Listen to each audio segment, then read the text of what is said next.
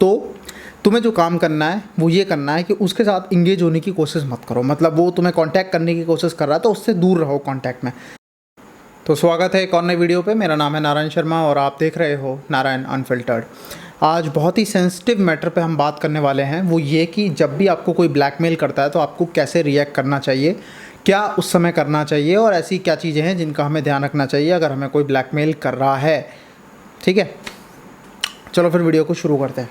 देखो, सबसे पहली बात कि जो मैं कहूँगा, जो लोग गलती करते हैं वो पैनिक करते हैं। देखो, कोई भी तुम्हें अगर ब्लैकमेल कर रहा है तो सबसे पहले पैनिक करना बंद करो, क्योंकि देखो यार, उसके पास जो भी चीज़ें हैं वो ऑलरेडी हैं। ठीक है, उसके पास वो डेटा ऑलरेडी है। अब तुम चाहे पैनिक करो चाहे मत करो, वो चीज़ें सेम रहने वाली हैं।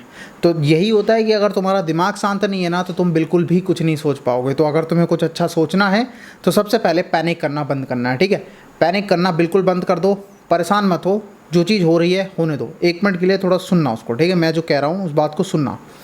थोड़ी देर के लिए पैनिक करना बंद करना, आराम से शांत होकर बैठना। ठीक है, मानो कि वो ऐसी चीज़ नहीं है।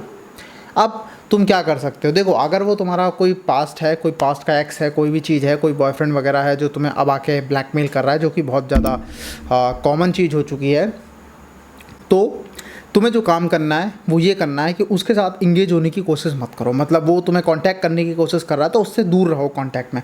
देखो यार, जिस इंसान को कुछ करना होता है ना वो ऑलरेडी कर लेता है। देखो, वो तुम्हें ब्लैकमेल इसलिए कर रहा है क्योंकि उसे पता है कि तुम उसके ब्लैकमेल करने पे उसके झांसे में आ जाओगे, और सेकेंडली उसे किसी चीज़ की तुमसे ज़रूरत है।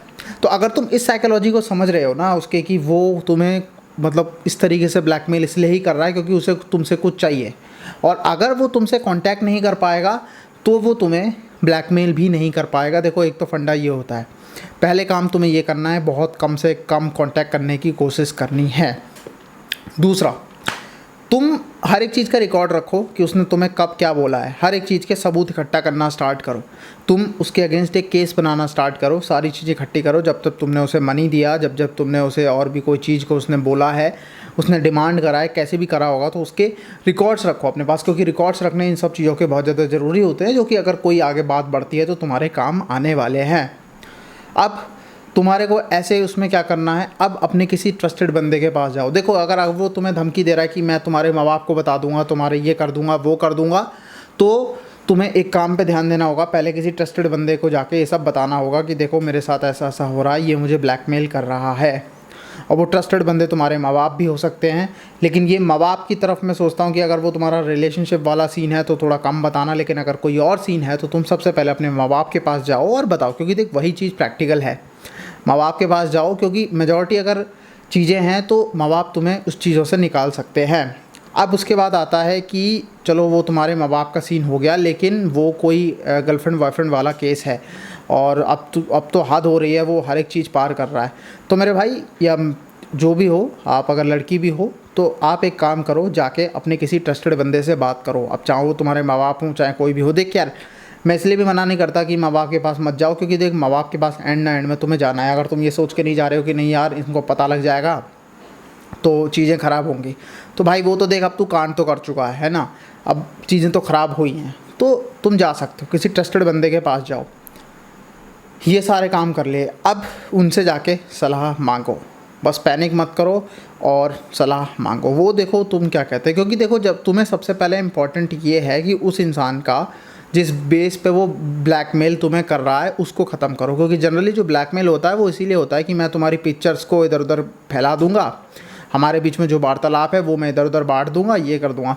अगर तुमने ट्रस्टेड बंदे को बता रखा है कि हाँ, ऐसा ऐसा मेरे साथ हुआ है और ये ऐसा ऐसा कर रहा है, तो इस केस में तुम्हारे पास फ़ायदा ये भी है कि अब तुम्हारे पास एक सपोर्ट सिस्टम है। और उसके बाद अब तुम्हें क्या करना चाहिए, जब अगर तुम्हें लगता है कि सारा सपोर्ट सिस्टम की मैंने जो इकट्ठी कर ली, एक केस बना लिया, उसके बाद सीधे उस इंसान से कांटेक्ट करना और बोलना कि मेरे पास तुम्हारे खिलाफ़ सारे के सारे सबूत हैं और अब मैं ये सारी की सारी चीज़ें पुलिस में देने जा रहा हूँ, या तो तुम इन सब चीज़ों को बंद करो। सिंपल बात है। देखो यार, क्योंकि मेनली जो चीज़ें हैं जो इस लेवल पे जो है 18 से 24 साल के बीच में जो ब्लैकमेलिंग होती है वो इन्हीं सब चीज़ों को लेके होती है, माँ बाप वगैरह को। तो तुम्हें बस ये बोलना है और उसे ये बता देना कि मैंने अपने माँ बाप को सब बता दिया है, जो कांड होना था हो गया है। ठीक है। अब तुम जिसको जो तुम्हें करना है वो कर लो, जो तुम्हें बताना है सो बता दो। और अगर तुम्हारा कोई सीरियस प्रॉब्लम है जैसे कि न्यूडिटी वगैरह इन सब से रिलेटेड कोई सीन है तो सीधे सीधे बोलो, या तो तुम उनको डिलीट करो या मैं पुलिस को बता रहा हूँ और तुम्हारे खिलाफ़ एक लीगल कंप्लेंट फाइल कर रहा हूँ, और उसके बाद तुम देख लो, क्योंकि तुमने पहले केस बना लिया है तो तुम्हारे पास ज़्यादा एडवांटेज रहेगा। बाकी तुम्हारी इस काम में जो है तुम्हारा ट्रस्टेड बंदा, यानी कि वो कोई भी भाई बहन या कोई भी तुम्हारे माँ बाप या फिर कोई एक क्रिमिनल लॉयर, या फिर क्रिमिनल लॉयर कह रहा हूँ एक तरीके से, एक लॉयर बहुत ज़्यादा हेल्प कर सकता है। चलो फिर आशा करता हूँ थोड़ी बहुत ये वीडियो तुम्हें हेल्पफुल लगी होगी, और फिर से मुलाकात होगी एक नई वीडियो में। तब तक अपना ख्याल रखो।